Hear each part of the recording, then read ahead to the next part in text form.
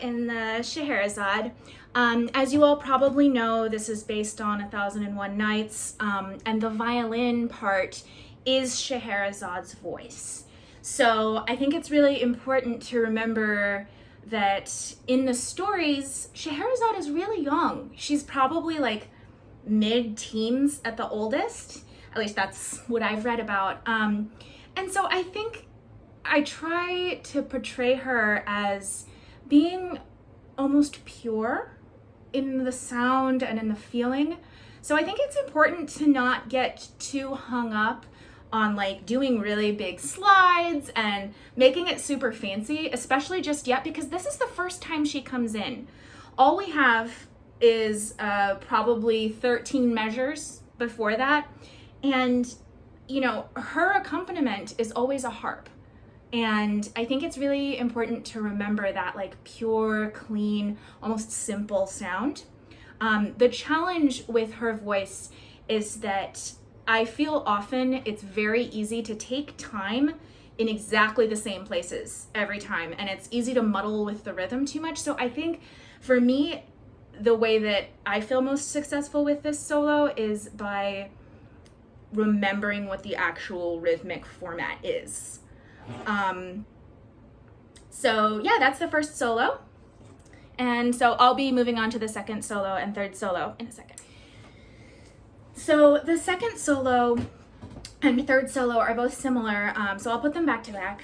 The second solo is, I think, almost like a development of Scheherazade's voice. It takes the same material, that da da da da da da da da da, and just sort of makes it faster and condenses it. I think it's important to keep that going and keep the tempo going. It's really easy to just kind of like leisure your way into it, but you have to make sure that it still flows. So you're weaving in and out of other parts. You have a conversation with the flute here, you know, so make sure we really keep going.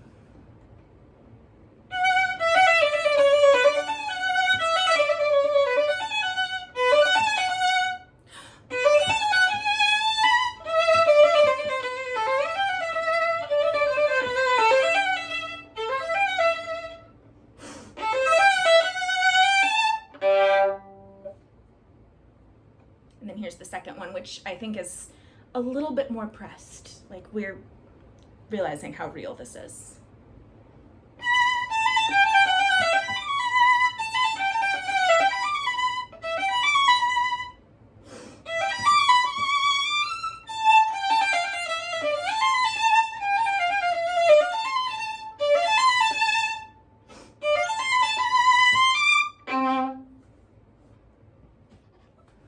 So now this leads us to the second movement solo.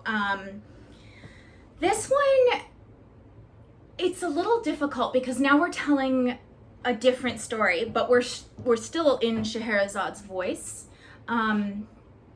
It's tricky technically. There's some big jumps. So if I had to give advice, it would be just be really aware of your elbow and forget everything you know about keeping your hand in the right frame. You got to do some weird reachy stuff up there. And it's in a weird key for our hands. So what you want to think about with this one, or at least what I've tried to think about, is being able to prepare this voice for the story. And the bassoon takes over the story and the oboe takes over the story, and it's usually very exquisite. So think about in your cadenza aria, I always try and think about preparing the entire movement because we're the ones that started. It's completely attacca from the next one. So think of like, it's a new sound, it's a new note.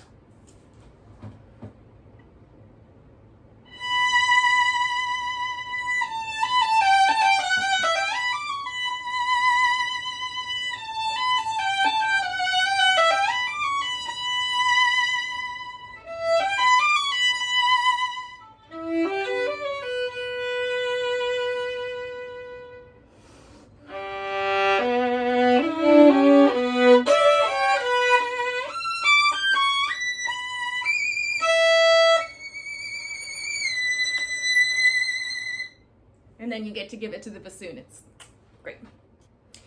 The next solo is in the third movement. This one is very tricky technically, which we'll talk about after I play it. And it's interesting that it comes here because in some ways, this is the most singing of the movements for the orchestra. You know, we have that yada, yada, yada, yada, dum, da, which I think is just so simple and so beautiful. And then Scheherazade is still trying to tell her story for her life. And so when she comes in, I always think this is one of the most interesting ones to play with your sound for.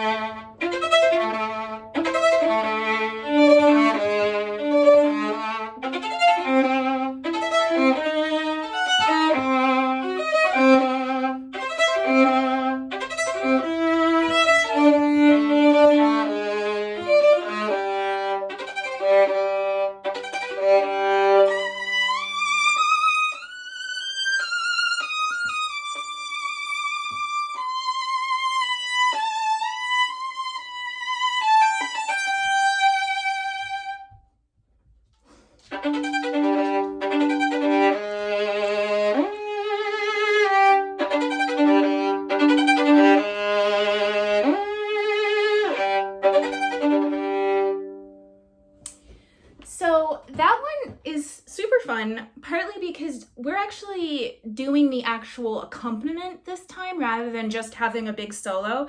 So when you start with the flying spiccato at L with that,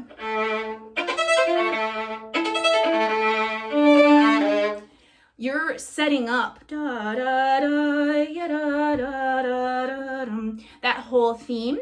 And our job is to basically just be, you know, the steady C waves again, you know, similar to that dum da da da da da da da da da da da part that we have.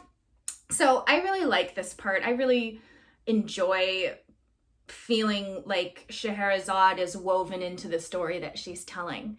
And then the tricky part about it is definitely the flying spiccato. One can never really work on that too much. So what really helps me with that is to think almost about throwing my bow at the string, and gently, obviously, but you know, I start with 1, and like my hand almost drops like that, and then you go 2, so on and so forth, and then you'll do dropping up. So, and one of the best tricks is actually just don't do it too slowly. But yeah, so that's a really fun one to work on. All right, we're in the 4th movement now and stuff is getting really real. So we have a big orchestra tutti that's always played on the G string, and it's almost violent in nature. And especially after the last movement, which ends pretty nicely. We have this dun dun da da da da, and it's like almost jarring. And then just a drone, and then Scheherazade comes in, and this is the most pleading one, I think.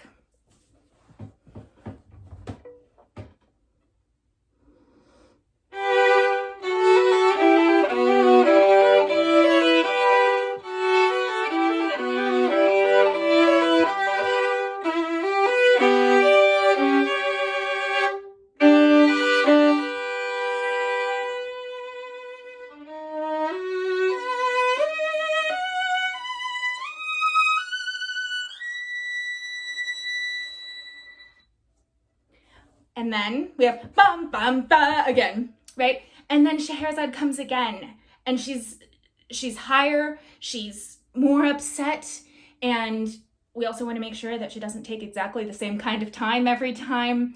The trick here is making sure that it's really pleading without ever getting harsh. And since it's all 3-note chords. It's tricky.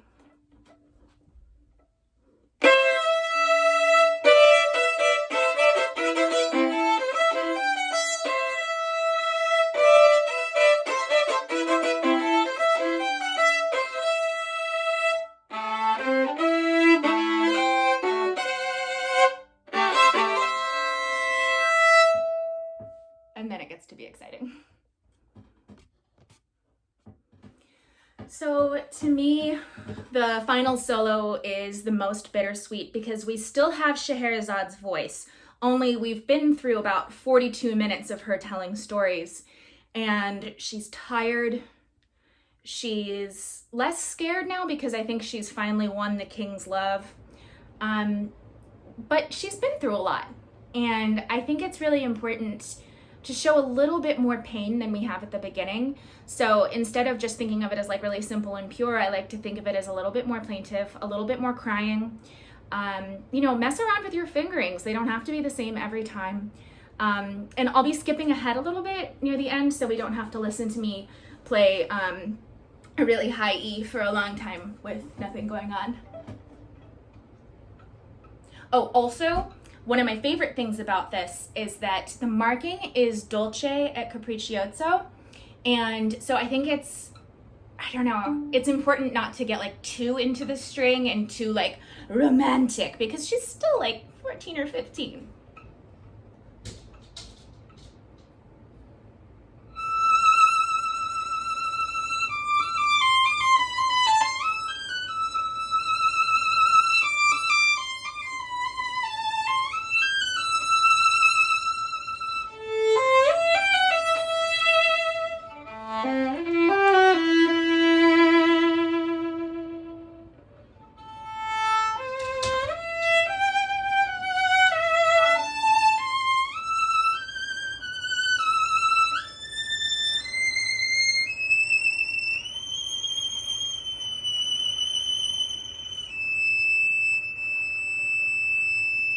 This is where I'm skipping.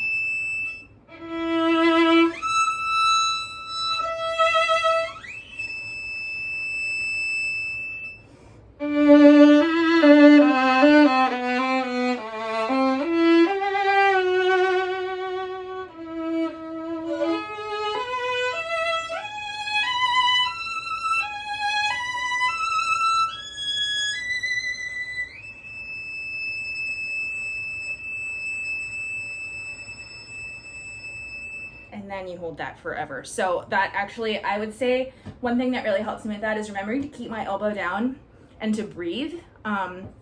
Because who doesn't? Anyway, what I was saying is we have shaky bow. Sorry, my brother called me, and part of the thing of video recording is that I forgot to put my phone on airplane mode. Anyway, so that's what I think about Scheherazade. I hope that it helped you learn a little bit, and I hope you enjoyed it. Thank you.